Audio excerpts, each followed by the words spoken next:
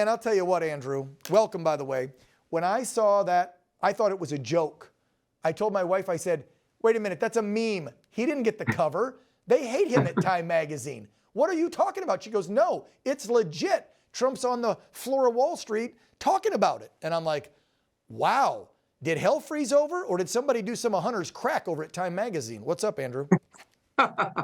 You said eating fro, but I think really what they're doing is they're making sure that they're kissing his you-know-what, because they realize what they've done to him over the last 8 years. I mean, they've tried to bury this guy.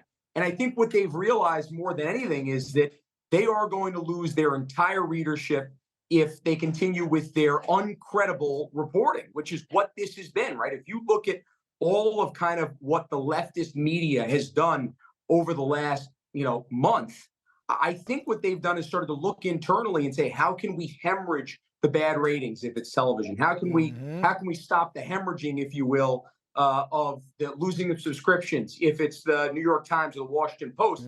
Because I think a lot of viewers are looking at them as irrelevant now, right? Yep. They've been closer to fiction than they have been actually investigative journalists and truth tellers. They need to get back to that.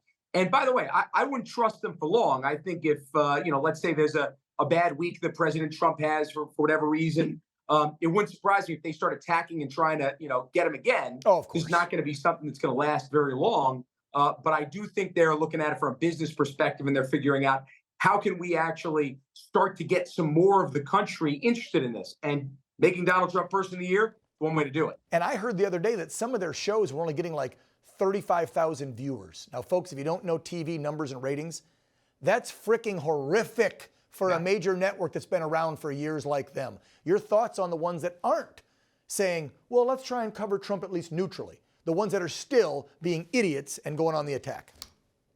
I mean, I guess they're looking and saying, well, still 40% of the country voted against him. We're going to end up going to that group right there and trying to spew our BS to them. So that's kind of their strategy on this. Sadly, that's not serving the American people, though. That's the whole sad thing about this whole thing, right? You can look at this as, ratings and then actually journalism. Now, really where television, where news media should be, it should be at the cross of the matrix right there, right? You should be trying to develop ratings while still also being honest and reporting to the American people. Unfortunately, what we've seen on the left for far too long is, they're not relevant with actually reporting to the American people. I think the American people now more than any other time, they're actually looking for that honesty. That's why the president ended up taking a strategy of going to these podcasts where you can actually sit down for 2-3 hours and really have these really, really long-winded interviews and get into all different things.